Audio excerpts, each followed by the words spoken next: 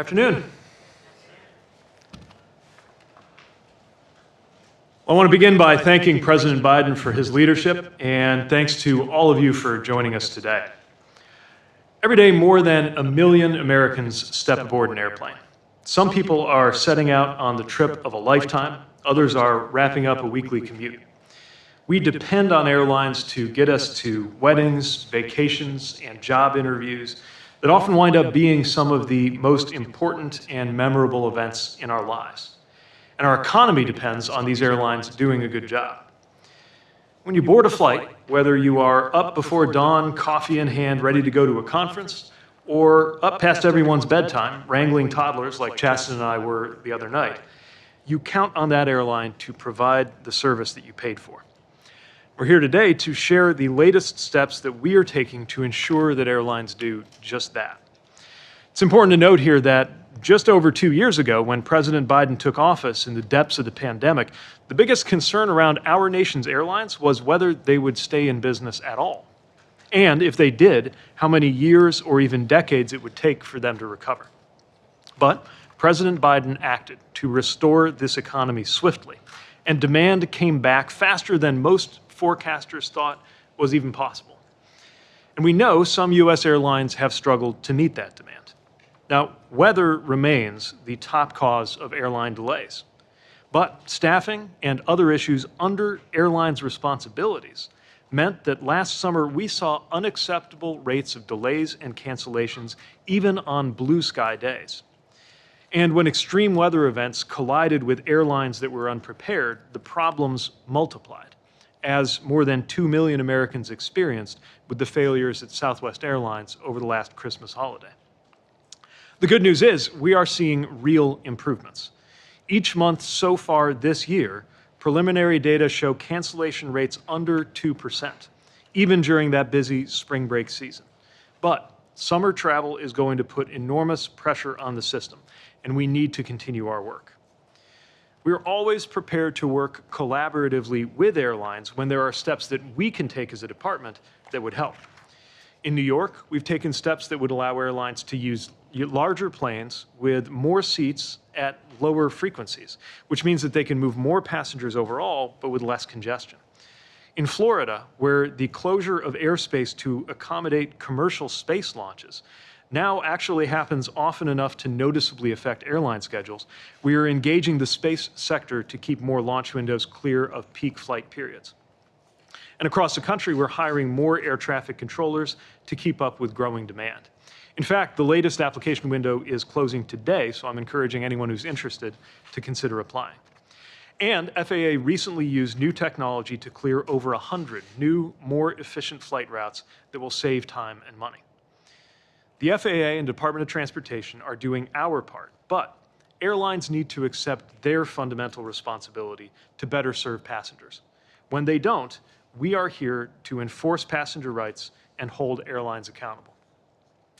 In just over 2 years, this administration has delivered some of the most significant gains in airline passenger protections in decades. We have stepped up enforcement, rules, and transparency. We've empowered passengers with better information. We've helped get $1 billion in refunds and counting back to passengers. And we have secured enforceable commitments around customer service that didn't exist just a year ago. And another major step is coming, as you'll hear in just a moment from the President.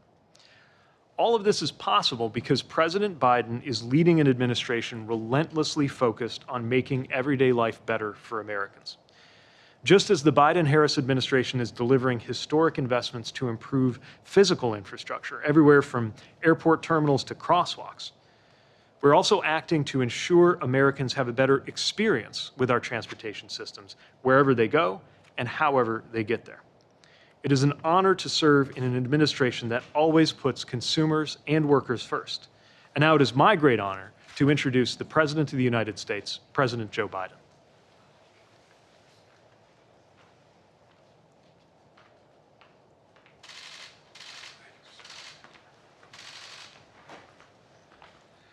Thank you, Secretary Buttigieg. Thank you all for being here. Please sit down. As we approach Memorial Day this weekend, and Memorial Day weekend, I'm rushing it, and a busy summer travel season, I'm here to talk about steps my administration is taking to make air travel better for all Americans. The airline industry is a key part of our economy, and they've been critical partners in a number of important initiatives, from requiring employees to get COVID vaccines and addressing the supply chain problems over the last couple of years. But I know how frustrated many of you are with the service you get from your U.S. airlines, especially after you, the American taxpayer, stepped up in 2020, the last administration, in the early days of the pandemic, to provide nearly $50 billion in assistance to keep the airline industry and its employees afloat. I get it. That's why our top priority has been to get American air travelers a better deal. We've made real progress, some of which you've just heard.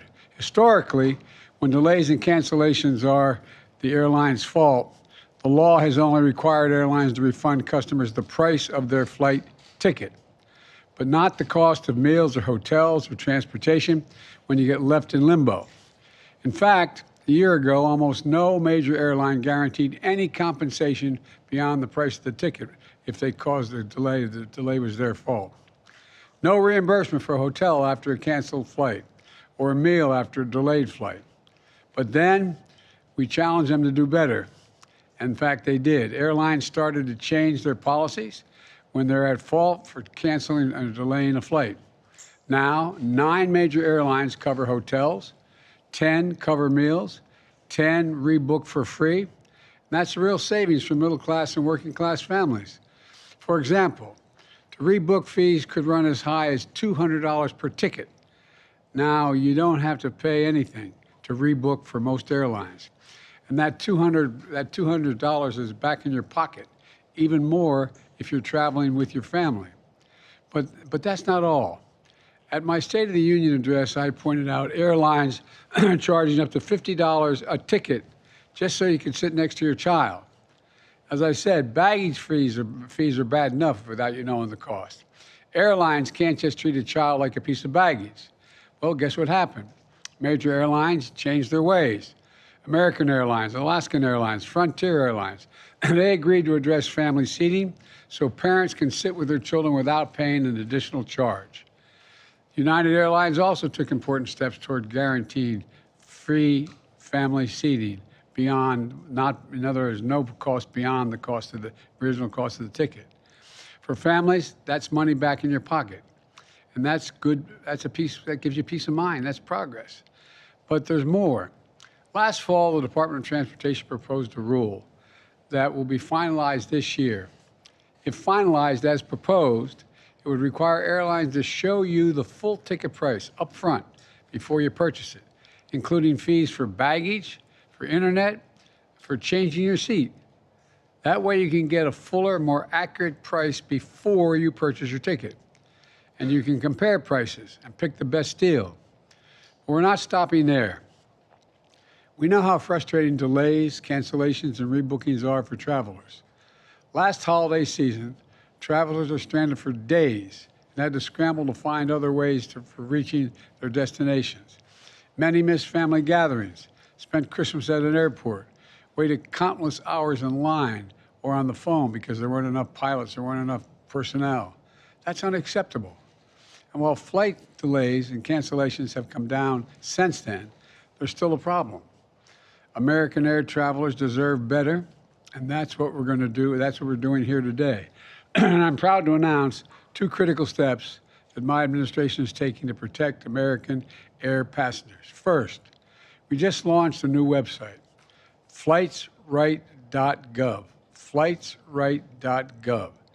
It features a dashboard we created last fall to give travelers more transparency into airlines' compensation policies.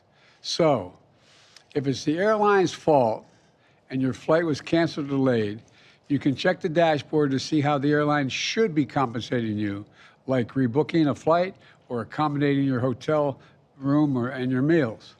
And today, we've expanded that dashboard to include airlines guaranteeing additional compensation, like cash, miles, or travel vouchers. But here's the deal. If you look at the dashboard today, you'll find that only 2 airlines guarantee additional compensation beyond the ticket refund. If your flight is very delayed or canceled, And the airline could have prevented that from, you deserve more than just getting the price of your ticket. You deserve to be fully compensated. Your time matters. Impact on your life matters.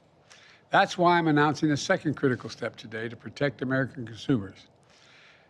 Later this year, my administration will propose a historic new rule that will make it mandatory, not voluntary, but mandatory, for all U.S. airlines to compensate you with meals, hotels, taxis, ride shares, and rebooking fees, and cash, miles, and/or travel vouchers whenever they're the ones to blame for the cancellation or delay. And that's all on top of refunding the cost of your ticket. Airline passengers in Canada, for example, the European Union, and other places already get these compensations. And guess what? It works. One study found that the European Union required airlines to compensate passengers for flight delays. The number of flight delays went down. I appreciate Secretary Buttigieg's leadership on this issue, and I hope and I expect the Department of Transportation to move as quickly as it can to put this new rule in place. It matters. I know these things may not matter to the very wealthy, but they matter most to middle-class families and people struggling to get the cost in the first place of getting that airline. And so look, these actions are in addition to other progress we were making to lower costs for American families, holding corporations accountable, and grow our economy from the bottom up and the middle out, not just the top down. I signed a groundbreaking executive order on competition that is helping us do everything from lowering the cost of hearing aids to banning non-compete clauses. And in my State of the Union address, you may recall, I called for an end to junk fees. That is, those hidden surcharges that you'd see at hotels, concerts, and credit card bills that you didn't know about before you got the ticket. I continue to call on Congress to pass the Junk-Free Prevention Act, because that's what American consumers deserve. I'm going to close with this. We're making progress, but we have more to do to reverse decades of concentrated corporate power and the continuing to lower prices and increasing opportunities for families, workers, and small business owners and entrepreneurs. So let's finish the job. Remember who we are. As I've said many times, we're the United States of America. There's nothing beyond our capacity when we do it together. This is just about being fair. Just about being fair. God bless you all. May God protect our troops. Thank you. Any progress on the debt ceiling tomorrow?